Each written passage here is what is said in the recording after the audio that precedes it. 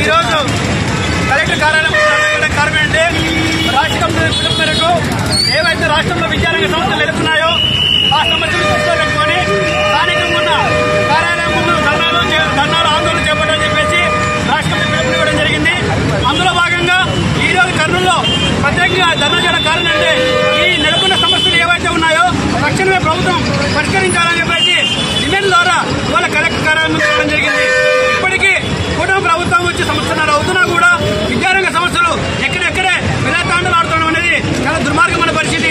ఇప్పటికైనా కూటమి ప్రభుత్వంలో ఉన్న అధికారులకు ఏమని తెలియజేస్తున్నామంటే, అయ్యా ఇవాళ రాష్ట్రంలో ఇవాళ ప్రభుత్వ విద్యలు ఇస్తున్నట్లయితే విద్యార్థులు పేద విద్యార్థులకు చాలా కరువు అయిపోయింది. ఇవాళ 117 జీవో నడ్డు పెట్టుకొని ప్రభుత్వ పాఠశాలని విలీన ప్రక్రియ పేరుతో ఇవాళ కొన్ని వందల పాఠశాలలు ఇచ్చడం అనేది చాలా దుర్మార్గమైన పరిస్థితి.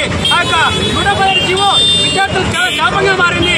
ఇవాళ 3-4 తరగతి పిల్లలు హై స్కూల్లోకి వెళ్లాలన్నా, రోడ్లు దాటుకొని వెళ్లాలన్నా, బంకులు దాటుకొని వెళ్లాలన్నా అనేక రకాల ఇబ్బందులు ఉన్నాయి. ఆ ఇబ్బంది దృష్టిలో పెట్టుకొని ఆ జీవోని రద్దు చేసి ఆ ప్రభుత్వ విద్యా సంస్థల్ని ఎక్కడ ఆపి ఆ యొక్క విద్యా సంస్థల్లో ఖాళీగా ఉన్న ఉపాధ్యాయులు భర్తీ చేసి ఆ యొక్క విద్యా సంస్థల్ని కాపాడాల్సిన అవసరం చాలా ఉంది. అలాగే ఇంటర్మీడియట్ జూనియర్ డిగ్రీ కళాశాలలో ఈ డిగ్రీ కళాశాల రద్దు చేసి అకాడమిక్ 1 ఇయర్ ఎగ్జామ్స్ మాత్రమే ప్రవేశపెట్టాలి. అలా లేకుండా ఈ సెమిస్టర్ విధానాన్ని వలన విద్యార్థులు చాలా అవసరం లేని చాలా ఇబ్బందులు గురవుతున్నారు. తక్షణమే దాన్ని కూడా రద్దు చేయాలని ఈ సందర్భంగా డిమాండ్ చేస్తున్నాం.